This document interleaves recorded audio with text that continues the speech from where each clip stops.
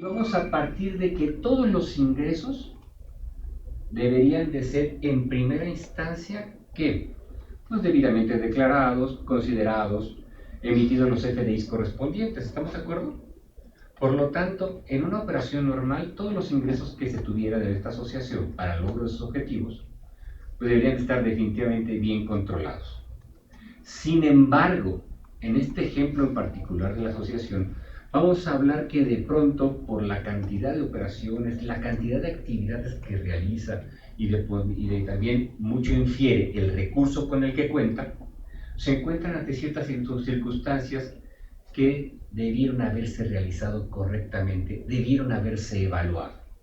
En este momento, para efectos de nuestros números, vamos a poner como ejemplo omisiones de ingreso.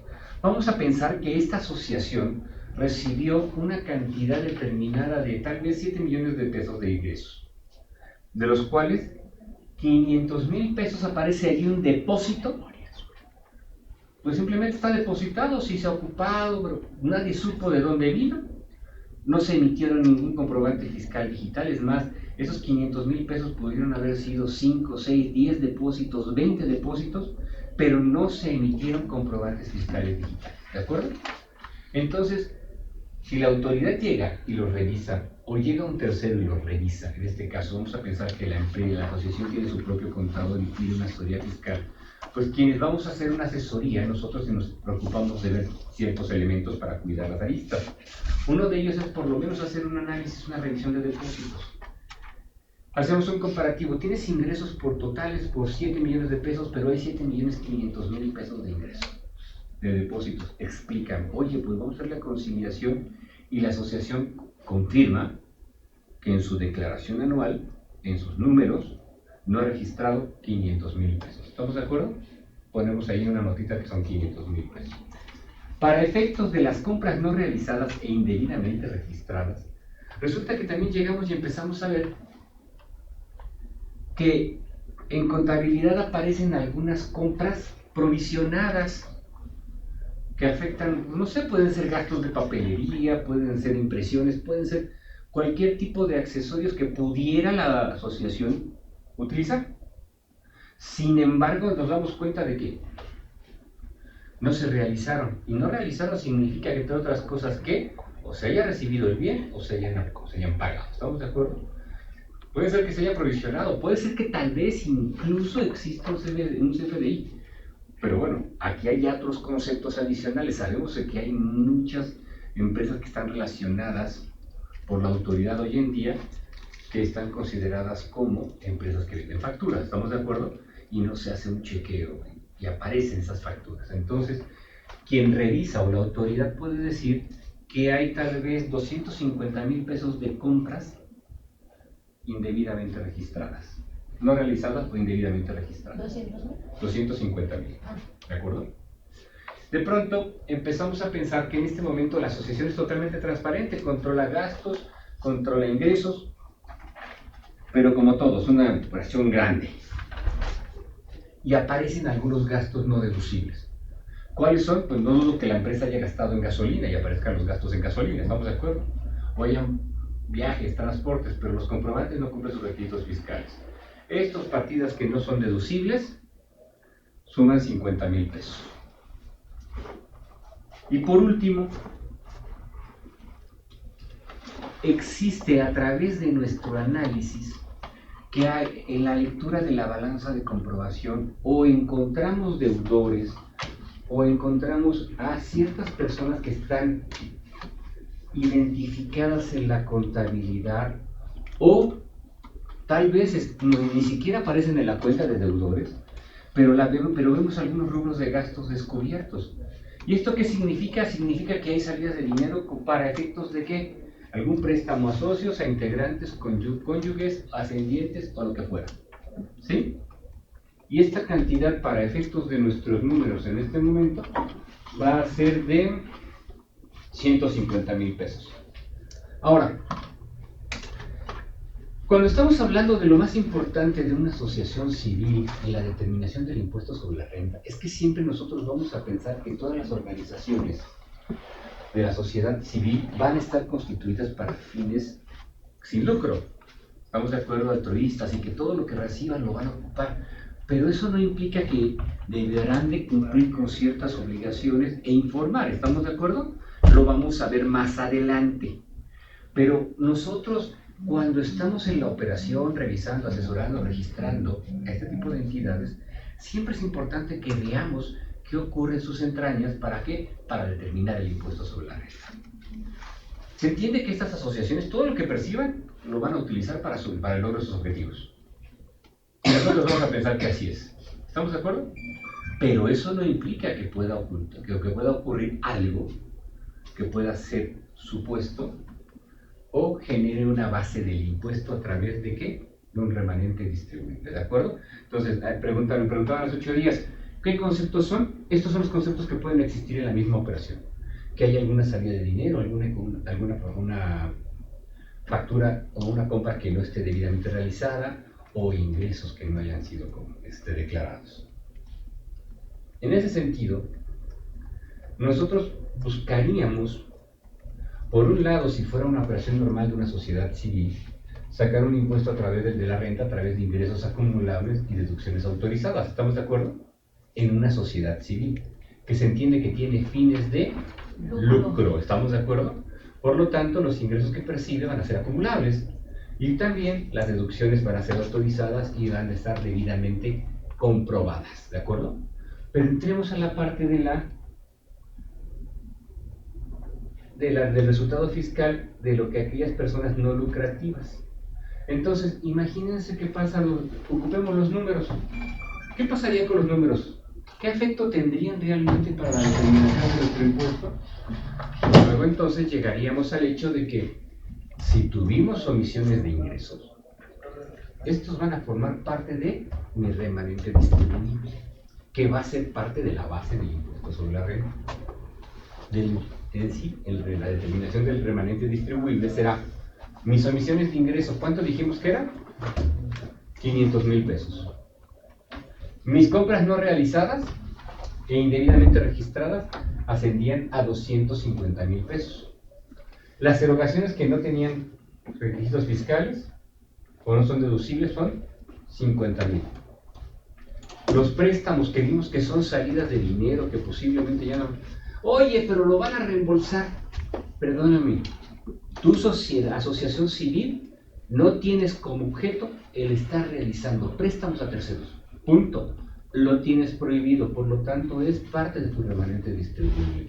Si lo reembolsan, qué bueno. ¿De acuerdo?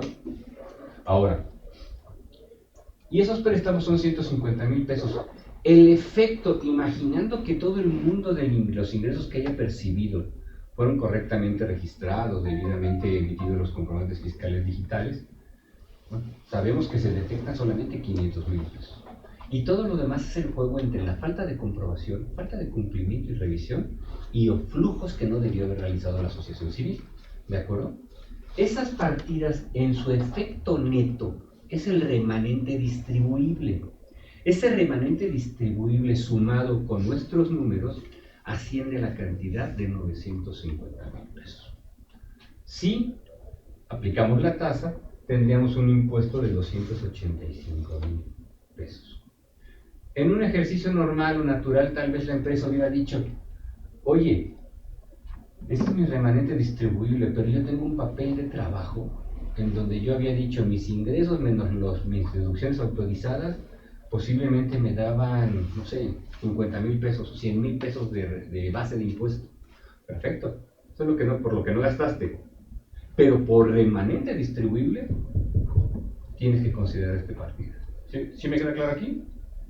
Es asociación o sociedad civil tiene ingresos y tiene deducciones.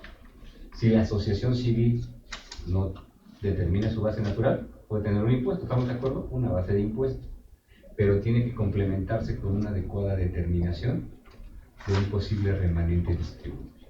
¿Estamos claros hasta aquí? ¿Dudas? Compañeros en internet, por favor, si hay alguna duda, con todo gusto, por favor.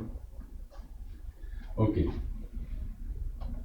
Estos son los efectos que tendría la determinación del remanente distribuible y se van a tener que presentar en nuestra declaración anual de personas morales con fines no lucrativos.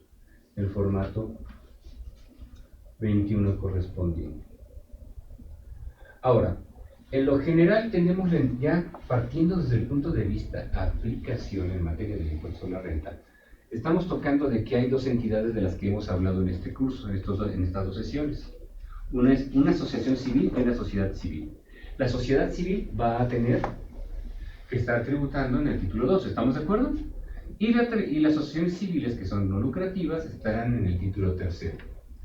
Para esto, en lo general, las sociedades civiles aplican toda la mecánica de lo que es las personas morales, comunes y corrientes. ¿Estamos de acuerdo? Para su determinación del impuesto a la renta.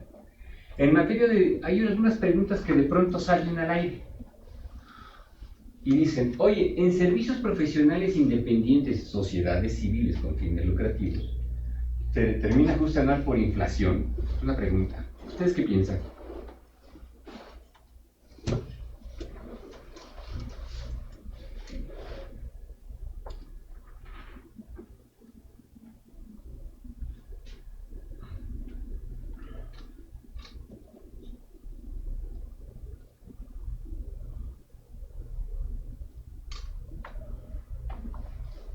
O bien, ¿existe una deducción por cuentas incobrables? Estamos hablando de sociedades civiles, ¿eh? No estamos hablando de personas morales de régimen general, estamos hablando de sociedades civiles. Vamos para atrás. Deducción por cuentas incobrables. ¿Cuándo debo de acumular como sociedad civil el ingreso? Hasta que se cobra, ¿estamos de acuerdo? Por lo tanto, si yo no cobro tengo una cuenta por cobrar por ahí, en algún momento la acumulé, la puedo registrar contablemente. Y ojo, nosotros tenemos la obligación de registrar contablemente las facturas que se hayan ido emitiendo, los comprobantes fiscales derivadas de los servicios que hayamos prestado. ¿Estamos de acuerdo? ¿Cuántos de nosotros no hemos prestado servicios en los cuales tenemos una iguala? En donde decimos, bueno, mis servicios mensuales, mi iguala va a ser de 10, 12 mil pesos. ¿Estamos de acuerdo?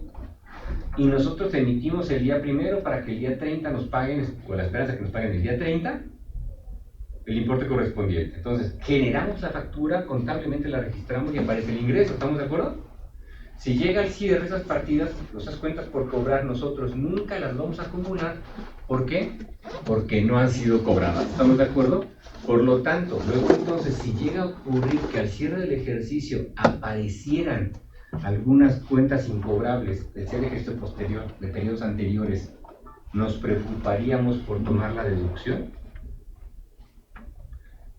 Pues no nos deberíamos de preocupar, porque debemos de tener un adecuado papel de trabajo en el cual simplemente ya hayamos dejado claro y documentado que aquellas cuentas por cobrar al cierre del ejercicio anterior, que posiblemente ya tienen más de 300 días de haberse emitido, pues jamás la acumulamos, nada más simplemente va a quedar como una cuenta por cobrar que se va a estar acumulando. Ya va a determinar si internamente la sociedad, a través de los acuerdos, van a permitir que se vayan cancelando esos comprobantes fiscales y o se genere con el cliente nuevas facturas. ¿Estamos de acuerdo?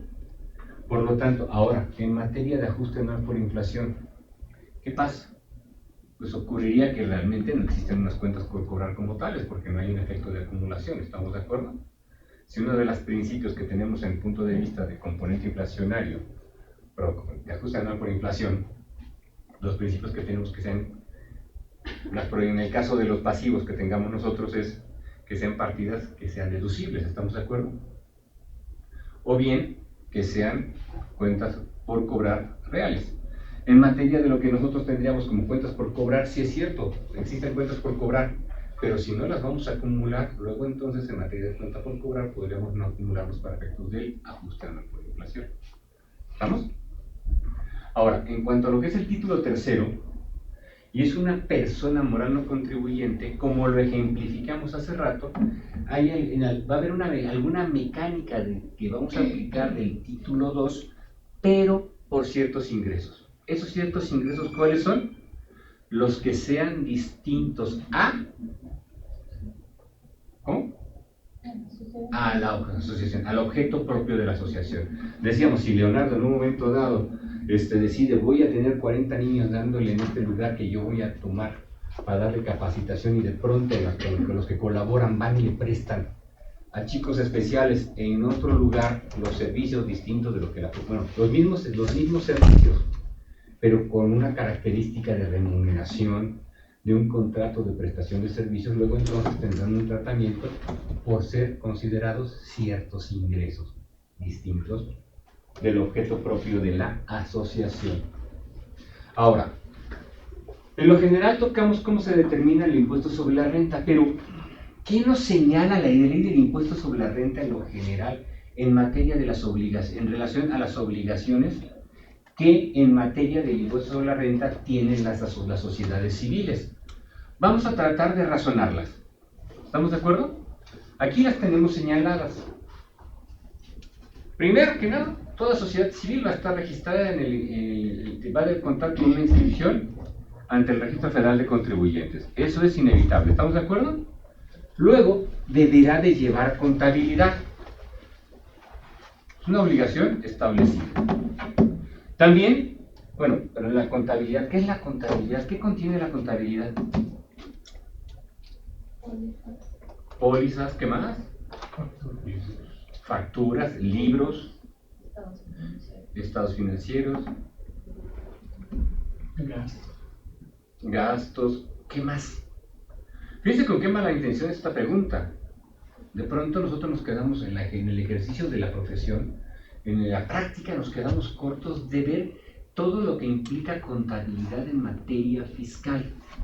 En materia fiscal está definida como, entre otras cosas, los estados de cuenta, los contratos que se sirvan, que tengan, y cuántas ocasiones nos encontramos con sociedades civiles que tienen contratos de servicios profesionales, tanto reciben como que por los servicios que prestan como por los servicios que reciben, y esos van a formar parte también de su contabilidad. Al mismo tiempo va a tener la obligación de expedir comprobantes fiscales, y expedir es una cosa, ¿estamos de acuerdo? Y otra cosa es también solicitarlos. La formulación del estado de posición financiera, presentar su declaración anual. Esta declaración anual, la pregunta sería, ¿en qué formato en teoría lo haríamos? A través del formato 18, formato 20. Estamos hablando que es una persona que está con su objeto es tener ingresos, estaríamos aplicando pues el formato 18, ¿estamos de acuerdo? Porque fuera el formato general para personas morales. Obtener y conservar documentación por operaciones residentes en el extranjero. Hay ocasiones en que de pronto tomamos un curso porque no hemos tenido la convivencia real en cierto tipo de sociedades. Pero cuando ya estamos en la práctica nos damos cuenta de que una sociedad civil o una asociación civil puede tener un alcance que pueda sobrepasar fronteras. Luego entonces también debemos de recabar todo ese tipo de operaciones que se hagan con residentes en el extranjero. Y esto va muy de la mano con algunos de los temas que vamos a tocar al final, que es cómo se ha vuelto una actividad vulnerable lo que son las asociaciones civiles. ¿Estamos de acuerdo? Para efectos de la ley antilavado. También deberá de llevar un control de inventarios. Sociedades civiles. Hay ocasiones en que de pronto sí somos sociedades civiles, perseguimos fines de lucro y además tenemos algunos objetos que nos van a traer como consecuencia un adecuado manejo de inventarios. Esto significa de que tengamos un control, debemos de llevar un control de inventarios. Llevar a cabo la información de operaciones en efectivo por montos mayores a 100,000 pesos. ¿Cuántos de ustedes de pronto no reciben un servicio por 100,000 pesos en efectivo? O lo recibieron, entonces deberían de ser informados. Informar por préstamos, aportaciones o aumentos de capital recibidos en efectivo mayores a 600,000 pesos. También llevar una cuenta de capital de aportación y llevar una cuenta de utilidad fiscal neta. Estos dos conceptos es para que, independientemente de las características de la sociedad, tarde o temprano pues puedan tener el beneficio de algún pago de, que habíamos dicho, parte social derivado de los resultados que se tengan. ¿Estamos de acuerdo? De sus resultados. Estas son las mismas obligaciones, nada más que listadas por aquello de que de pronto no se hubiesen visto. Ahora, las asociaciones civiles, en lo general, son las mismas. Inscripción en el RFC, llevar contabilidad, expedir comprobantes, formulación de posición financiera, declaración anual de remanente distribuible y proporción correspondiente de cada integrante, declaración anual informativa de ingresos y erogaciones, obtener y conservar documentación por operaciones con residentes en el extranjero, al igual que la sociedad civil puede tener tratos, a veces mucho más las asociaciones. ¿Por qué? Porque de pronto sus son interesantes y cuentan con el beneficio de que residentes en el extranjero les apoyen. Exigir comprobantes con registros fiscales y las concernientes al pago de salarios. Aquí se hace un pequeño comentario muy en particular. Se entenderá que una sociedad civil también va a tener las mismas obligaciones del pago de salarios. ¿Estamos de acuerdo? Se entiende que dentro de una sociedad civil habrá gente que se contrate y se tendrá que pagar por salarios. Pero en las asociaciones civiles se enfatiza mucho más, porque si bien es cierto, por un lado son entidades sin fines de lucro, también es cierto de que para que estas actividades subsistan se debe de contratar con gente a veces dedicada única y exclusivamente a la asociación. Y no necesariamente son los asociados, son las personas que a veces se contratan, son colaboradores que se alquilan y por lo tanto todo lo relativo y concerniente a salarios deberá de ser considerado en una asociación civil de conformidad con la ley del impuesto sobre la renta. Ahora,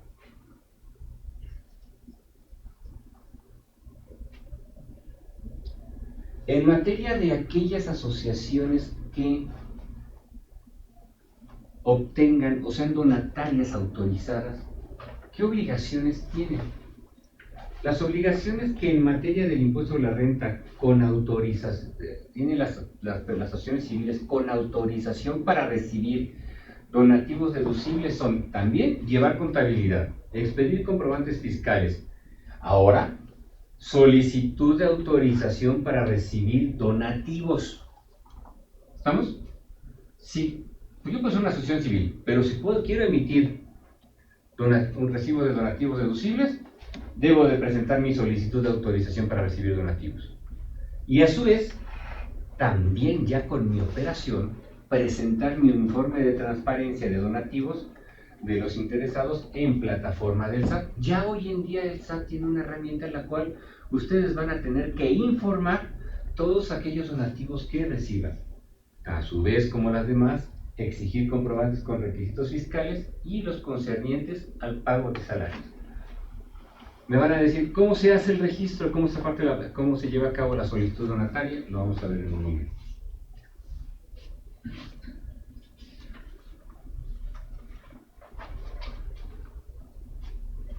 Ahora, antes de llegar a las donatarias autorizadas, después de lo que hemos visto como sociedades y asociaciones civiles en materia de cuáles son las características de una y otra, vamos a ver qué es lo que nos dice la ley de impuestos sobre la renta. Nos dice, las personas morales con fines no lucrativos, entendamos, asociaciones civiles que yo reconozco, entre otras de entrada son no contribuyentes del impuesto sobre la renta. ¿Estamos de acuerdo? Porque parten del hecho de que no van a tener ningún ingreso para efectos del impuesto sobre la renta. Grabado. Ahora bien, ¿quiénes son esos? Sindicatos, obreros y organismos que los agrupan.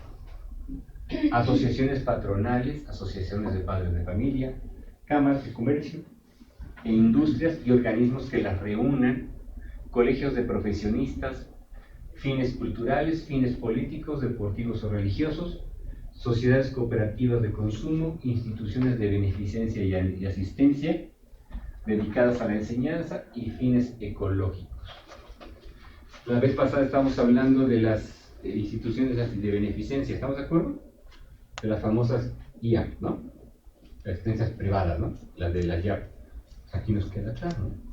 Que en primera instancia se partiría de que serían no contribuyentes del impuesto sobre la renta.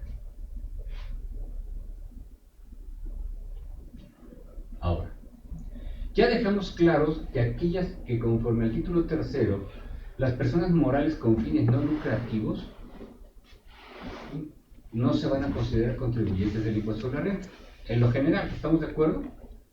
Pero lo serán cuando al obtener ingresos por, en el caso de aquellas enajenaciones de bienes señalados en el capítulo sexto de la ley del impuesto sobre la renta, intereses o obtención de premios, por esos ingresos van a causar impuesto sobre la renta. En materia del título 2, enajenaciones de bienes distintos a su activo fijo. Caemos en la misma inercia, tenemos no contribuyentes, pero de pronto empiezan a vender que mobiliario, que tipo de transporte, que... Entonces, ese tipo de ingresos, por ese tipo de ingresos serán contribuyentes del impuesto a la renta. No significa que por vender un camión se conviertan en contribuyentes del impuesto a la renta. ¿Sí queda claro eso? Ahora, por prestación de servicios a personas distintas de sus miembros, cuando en un momento dado se entiende que la asociación está creada para atender a los miembros. Y para que graben el ISR deberán de exceder del 5% de los ingresos totales. Lo ejemplificamos la semana pasada. De pronto tenemos algunas no contribuyentes cuyas actividades que están realizando son actividades correctas, pero de pronto, como vimos el ejemplo de la contadora, pues se encuentran en algún nicho de mercado y ya no solamente son asistenciales o de desarrollo, sino de pronto empiezan a colocar el producto. Y ya no sabemos si esa colocación del producto lo están haciendo a través de donativos, pero pues definitivamente sabemos que no es un donativo, ¿estamos de acuerdo? Es la prestación de un servicio o la venta de algo. Entonces, cuando ya empiezan a exceder del 5% de los ingresos totales, aguas. Significa de que ya esto ya no es realmente una sociedad sin un contribuyente o sin fines de lucro, ¿estamos de acuerdo? No lucrativo. En ese momento ya debemos empezar a tomar decisiones y atender correctamente la actividad de la asociación para cuidar estos servicios que estén prestando a distintos de sus socios. Como lo platicamos la semana pasada, Juan Pablo. Sus miembros, la constitución de su sociedad está encauzada para el apoyo. Deja de prestar ese servicio y los otorga a gente que no son miembros, ya tenemos esta contingencia. Ya puede ser que ya sean contribuyentes por esos ingresos, o de pronto no sabemos la cantidad de porcentaje que representa ese tipo de ingresos.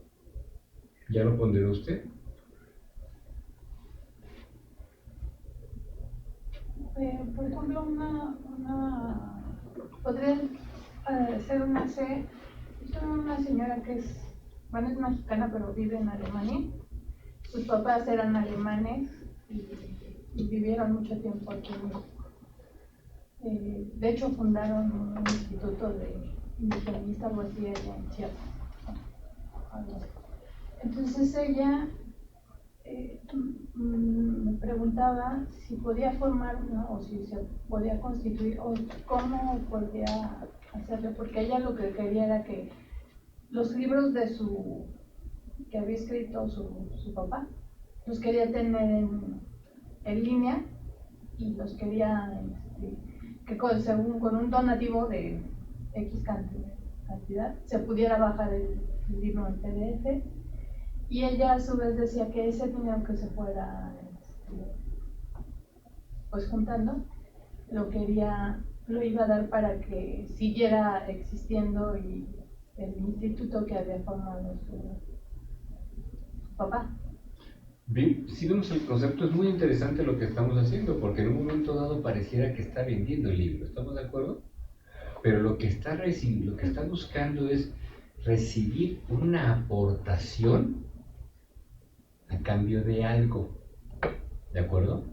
Pero aquí la pregunta es, ¿quiénes estarían aportando? Estarían aportando terceros distintos a los miembros, y entiéndase que los miembros en este momento serían las personas a quienes estarían dando las labores asistenciales. ¿Estamos de acuerdo? Entonces, este tipo de conceptos son interesantes. ¿Por qué? Porque la verdadera aportación que se hace a través de los derechos de ese libro para que la asociación los utilice. ¿Estamos de acuerdo? Ahí ya deberíamos de tener, entre otras cosas, tener registrado el libro y tener un contrato de cesión de derechos en beneficio donde la beneficiaria de los derechos de explotación de la obra sea la asociación. Ese como tal es una aportación en especie. ¿Se acuerdan que habíamos hablado de aportaciones en las cuales podía tener una asociación? Y luego entonces se entenderá que a cambio de la publicación y la recepción de ese libro, pues estará entregando. Realmente podría entenderse que es una venta al público de un libro, ¿estamos de acuerdo? Pero como el objeto social de la asociación es no lucrativa, ¿estás dentro del cuadro de qué? Nos regresamos.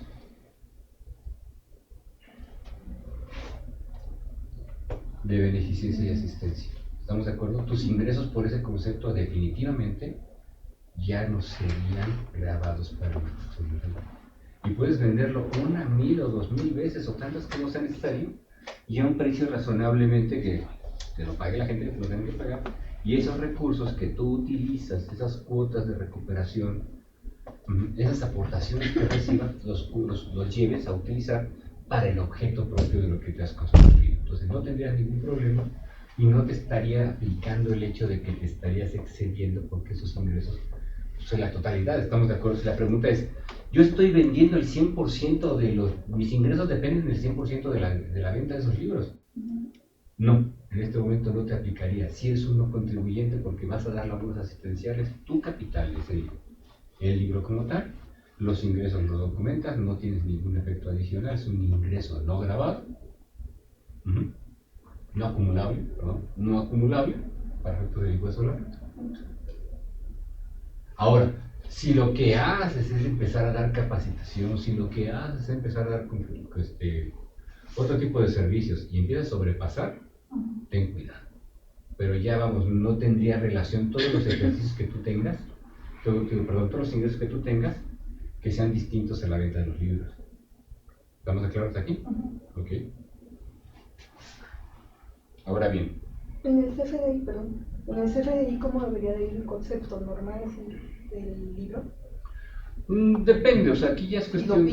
No. El CFDI tiene que llevar un concepto a fuerza, ¿no? Si tu pregunta es, ¿va encauzada en el sentido de qué tan específico es el CFDI? Tú puedes hacerlo tan amplio como quieras, ¿no? Pero sí, yo siempre sugiero de que seas precisa. Apliques la actividad como tal, que te conforme las claves que tenemos, identifiques la que más relación tenga. En este caso, posiblemente pueda ser venta de libros. Pero sí lo señalas como es un ingreso que no se considera de un ingreso no contribuyente del impuesto sobre la renta. Si tienes una donataria autorizada, pues hasta con más razón, ¿estamos de acuerdo? Y tienes que señalar tu número de donataria autorizada. Pero va a ser qué tan específico quiere hacerlo. Pues al final del día, nuestros sistemas tienen la ventaja de que si nos dedicamos a tener ese tipo de percepción de ingresos, tenemos el concepto machote, le ponemos clave 1 y es por ese concepto que está recibiendo el CFDI. ¿Estamos de acuerdo? Es muy importante, es muy buena la pregunta porque a veces decimos es aportación, cuota, pero ¿cómo las empezamos a relacionar? La identificación correcta que hagamos hoy de las aportaciones que se reciban, de las cuotas que cobremos, nos van a permitir tener un nivel de transparencia completo ante las autoridades. Pero antes de llegar a las autoridades, es a nosotros mismos como sociedad, como asociaciones, para tomar las decisiones correctas. ¿De acuerdo? Ahora, este es un ejemplo así muy sencillo si lo vemos desde el punto de vista con lo que hemos tratado de tomar. El ejemplo dice, hay una asociación civil que tributan el título tercero de la ley del ISR. Comercializó en diciembre de 2017 halcones navideños y obtuvo ingresos por 250,000 pesos. Se pide determinar el ISR a pagar en 2017. Datos: deducciones relacionadas con los ingresos grabados, 85,000 pesos. Ingresos obtenidos en el título tercero, 900,000 pesos. Ok. Si nosotros estamos hablando del impuesto sobre la renta nada más, ¿estamos de acuerdo? Solamente impuesto sobre la renta. Si esta es una sociedad, una asociación civil dedicada al título tercero, significa que sus ingresos serían ¿cuántos? Exentos, ¿estamos de acuerdo? Vamos a decir exentos, no, grabados, ¿cómo le diría? No acumulables. ¿Estamos de acuerdo? Para efectos del impuesto a la renta. Y esos serían 900,000 pesos. Por lo tanto, podríamos decir que estaríamos en un momento dado aislando 900,000 pesos. ¿Cierto? Sin embargo, llega a tener otros ingresos distintos por 250,000 pesos por venta de halcones navideños.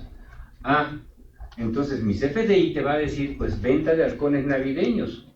Ahí ya no le vamos a poner decir que, ¿sabes qué? Es de uno contribuyente, no por decir, venta de halcones navideños, ¿cierto? Por lo tanto, en este momento conoceríamos nosotros que tiene 250,000 pesos de ingreso. Y qué bueno que fue una muy buena actividad que realizó la misma gente de la asociación, porque gastaron solamente 85,000 pesos. ¿Cuánto sería en este momento su base para el impuesto sobre la renta de esta persona moral? Y estamos hablando que es una persona moral porque es una asociación civil, ¿estamos de acuerdo? 165, ¿estamos de acuerdo? Podemos tener 900, 500, 1,200,000 pesos, lo que sea, pero estos no me van a jugar para mi determinación del impuesto a la renta. Solamente van a jugar 250,000 pesos como ingreso y como deducciones van a ser la cantidad de 85,000 pesos. La diferencia se le aplicará la tasa y se tendrá que pagar el impuesto correspondiente. ¿Estamos? Aquí el ejercicio que parece muy lato, muy llano, imagínenselo en asociaciones civiles asociaciones civiles que ya tienen una penetración a nivel nacional.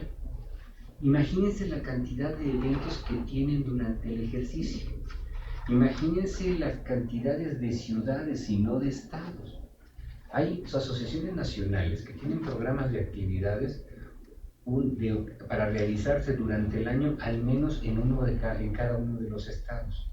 Hay algunos estados que llegan a tener simplemente así, ciudades de afluencia, ¿sí? En donde, por ejemplo, podríamos hablar en el Estado de México. En el Estado de México se pueden realizar eventos en Atizapán, en Tlalnepantla, en Toluca, por ejemplo.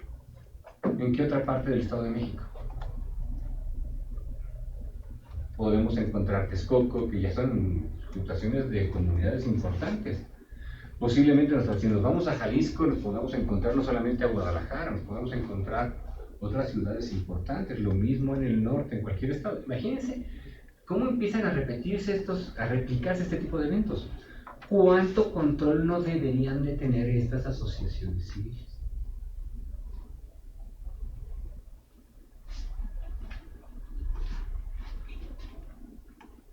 Ahora bien, vamos a empezar a encontrar las diferencias con donatarias autorizadas. Siendo un poquito ya más específico, utilizaremos algunos artículos. En este caso los tienen señalados en su material, pero cuando hablamos de las donatarias autorizadas, estas son personas morales específicamente señaladas en el artículo 79, fracciones 6, 10, 11, 12, 19, 20 y 25 de la Ley de Impuesto a la Renta. ¿Cuáles son otras? ¿Cuáles son estas? Las 6, instituciones de asistencia o beneficencia autorizadas. Sociedades civiles y asociaciones civiles dedicadas a la enseñanza con autorización ¿de quién? De la Ley General de Educación. ¿Estamos de acuerdo? Ya debes de empezar. ¿Quieres ser donataria autorizada? Tienes que caer con esta característica. Sociedad civil dedicados a la investigación científica o tecnológica inscritas en el ¿qué? Registro Nacional de Investigación, Ciencias y Tecnología. ¿Estamos? Asociaciones civiles organizadas sin fines de lucro autorizadas para recibir donativos. Entonces ya tienes que ser autorizada para recibir donativos. Sociedad civil y asociaciones dedicadas a la investigación o preservación de la flora, etcétera, fauna. Asociaciones sociales civiles sin fines de lucro dedicadas a especies en peligro. Instituciones de asistencia o beneficencia, asociaciones civiles, sociedades civiles sin fines de lucro. Nosotros empezamos el tema hablando de las diferencias entre sociedades y asociaciones civiles. Ahora, ya llegamos a en este caso, no a asociaciones civiles. Estamos llegando a empresas que son no contribuyentes, que pueden alcanzar el grado de donatarias autorizadas de entrada cuando se encuentran algunos de estos supuestos. ¿Sí? Y luego llegamos a lo que corresponde al artículo 83. El artículo 83, como siempre, nos va a decir: las asociaciones o sociedades civiles que se constituyan con el propósito de otorgar becas podrán obtener autorización para recibir donativos deducibles siempre que cumplan con los siguientes requisitos. Hay ocasiones en que hay sociedades que dicen: oye, yo me dedico a la educación, pero no he podido lograr el ser donatario autorizado. Posiblemente, ¿por qué? Porque no cumples alguno de los apartados señalados en las tres fracciones que aquí vamos a comentar. La primera, que las becas se otorguen para realizar estudios en instituciones de enseñanza que tengan autorización o reconocimiento de validez oficial de estudios en los términos de la Ley General de Educación, o cuando se trate de instituciones del extranjero, que estas se encuentran reconocidas por el CONACYT. Si hay un momento en que tu operación no identifica que estás teniendo relaciones con entidades que no forman parte de este supuesto, por consecuencia, no vas a obtener tus donativos. Oye, pero ¿cómo lo saben? ¿Por qué? Porque precisamente dentro de los requisitos tú tienes que llevar todo un antecedente, escanear documentación, subir la documentación y demostrar que tú cumples cabalmente esta fracción. Oye, que las becas se otorguen mediante concurso abierto al público en general y su asignación se base en datos objetivos relacionados con la capacidad académica del candidato. ¿Sí? Oye, si yo le doy a alguien que no cumple con las especificaciones académicas, pues ya de entrada no voy a tener yo. Pues si se lo doy al público en general, a cualquier fulanito, pues ya no voy a poder alcanzar el hecho de ser donatario autorizado. Que cumplan con los requisitos a lo que se refieren las fracciones 2 al séptimo, octavo del artículo 82. Bueno. Artículo 84. Los programas de escuela empresa establecidos por instituciones que cuenten con autorización de la autoridad fiscal serán contribuyentes de este impuesto y la institución que establezca el programa será responsable solidaria de la misma. Es decir, si ya te emitieron una autorización, vas a tener que pagar los impuestos correctamente. ¿Estamos de acuerdo? Si no, a quien te haya sido tu aval puede ser considerado como responsable solidario. Ahora, ¿qué deben de hacer las instituciones autorizadas para recibir donativos deducibles? Primero, no intervenir en campañas políticas, ¿cierto? O sea, ya de entrada, si tú intervienes en una campaña política, adiós. Transmisión del patrimonio total a otras donatarias en caso de liquidación. Se tendrá que demostrar que en los estatutos aparece que cuando tú te liquides, este patrimonio tendrá que tienes un activo fijo, un escritorio, una computadora, un edificio, un terreno, lo que fuere, lo vas a entregar a otra donataria que tenga tú mismo, que persiga en esencia tus mismos objetos. No tener beneficios sobre el remanente, es decir, ninguno de los asociados interesados en el bien operar de la asociación van a tener beneficio alguno. Realizar su información de transparencia. En algunos años pasados, 2, 3 años, pues nosotros lo teníamos mucho en el sentido de que, ¿cuál es esa información de transparencia? Hoy en día el SAT, a través del Servicio de Administración Tributaria, tiene algunas herramientas en las cuales se presentan la información correspondiente y relevante a través de estas páginas para darle cumplimiento a esta información de transparencia. Los donativos serán no onerosos ni remunerativos. Ya, todo lo que reciba será para usarlo bien. Y no podrán destinar más del 5% de los donativos para cubrir gastos de administración. ¿Estamos? sea, estas son las características que, entre otras cosas, deberían las donatarias autorizadas cumplir y también demostrar.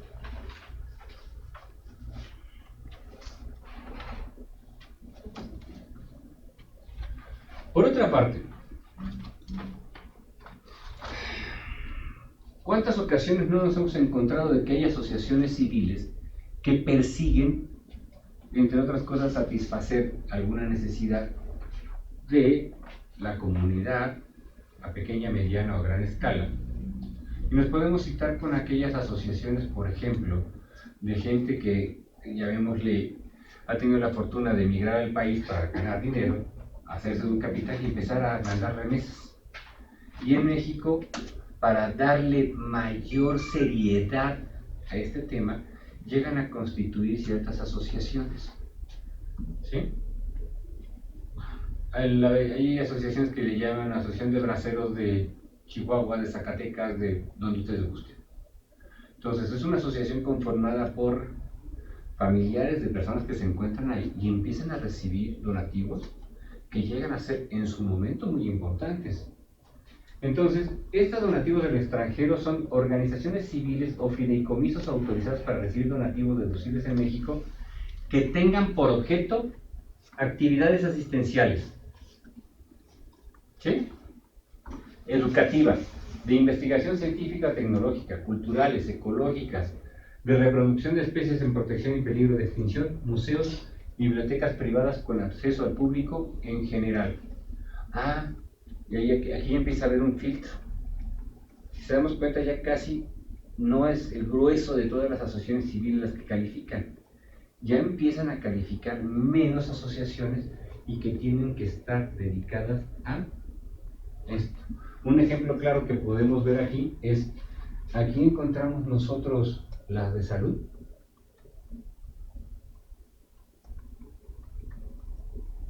Lo que hiciera Leonardo con sus niños, ¿en qué cabría? ¿En actividad asistencial? ¿Estamos de acuerdo? Podría recibir donativos del extranjero. Y la asistencial es lo mismo que prestar servicios de salud. Aquí de pronto tendríamos que ver el objeto. ¿Estamos de acuerdo?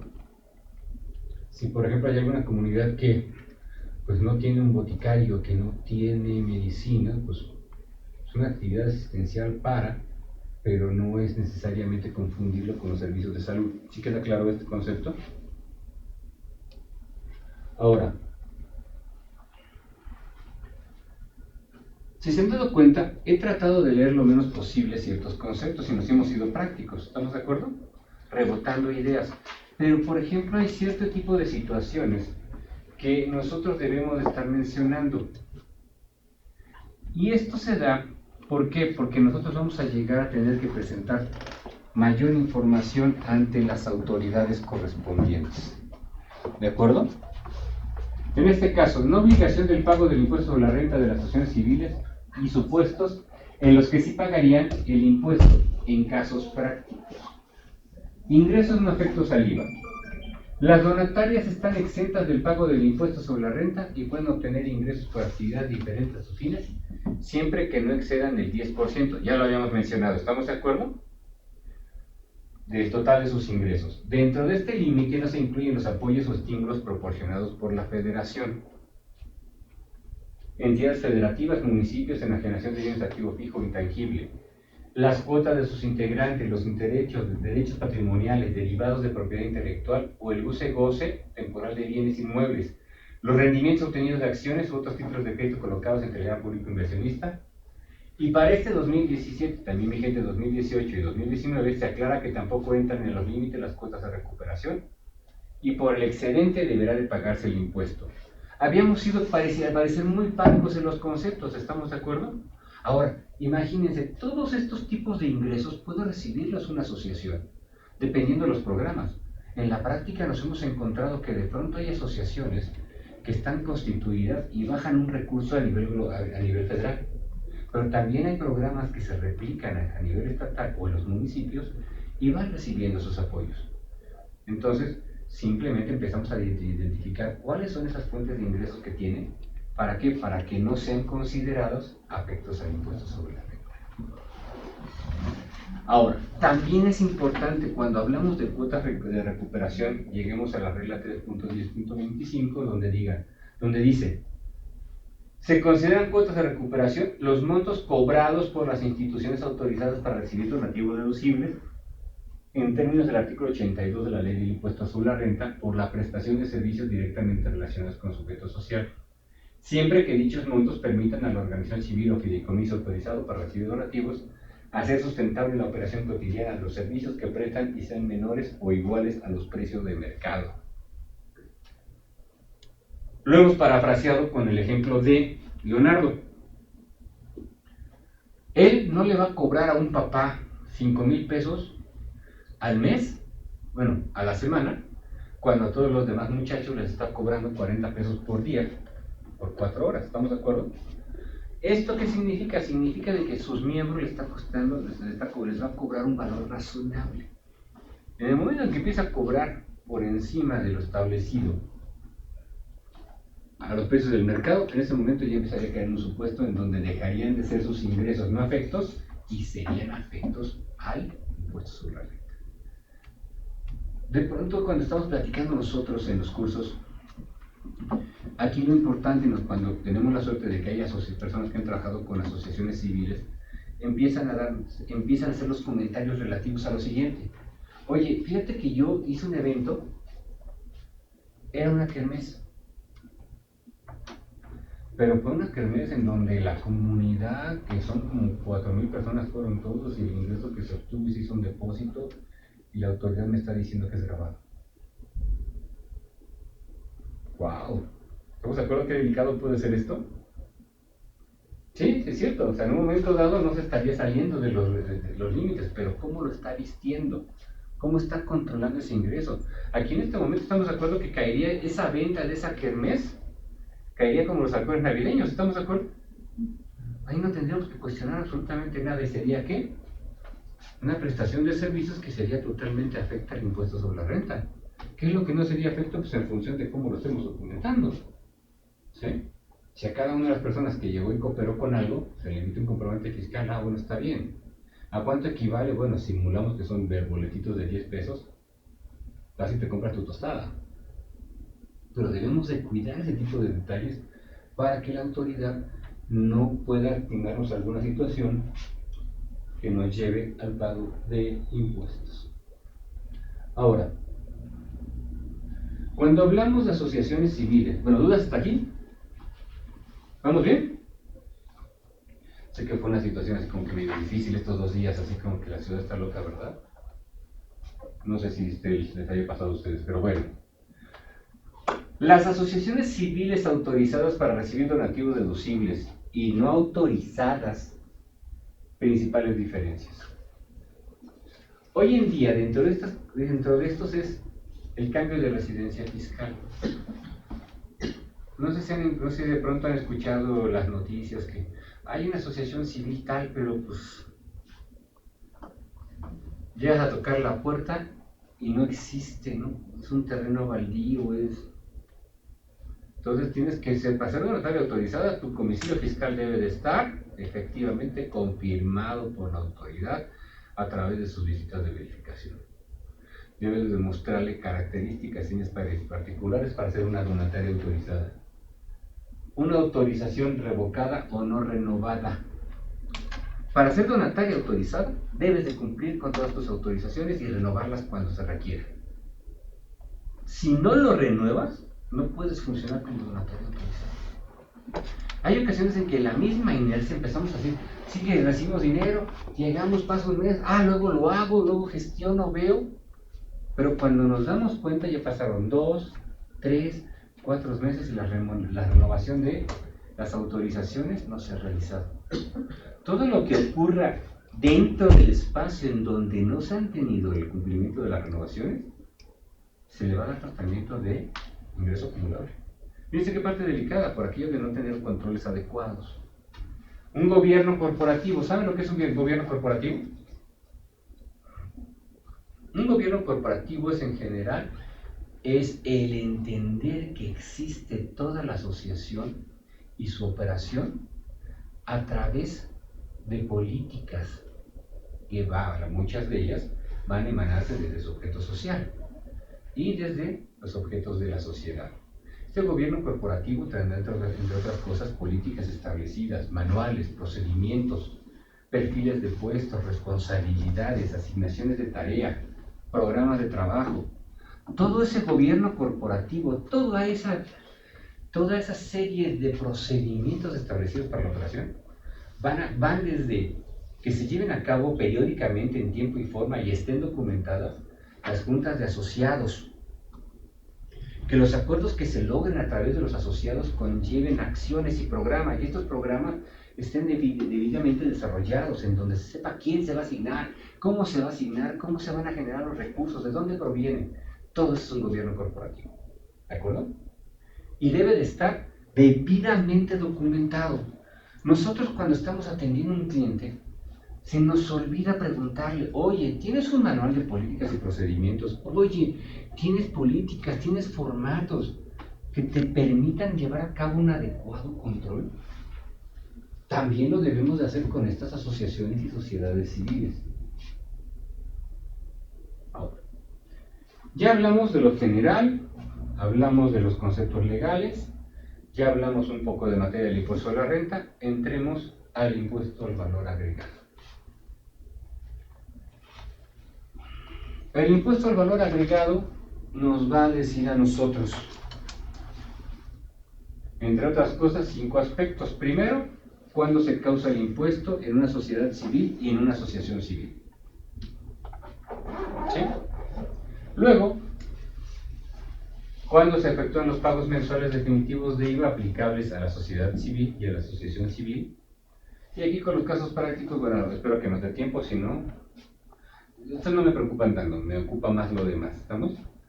Dio supuestos de la obligación de enviarla y de no enviarla en las sociedades civiles y asociaciones civiles.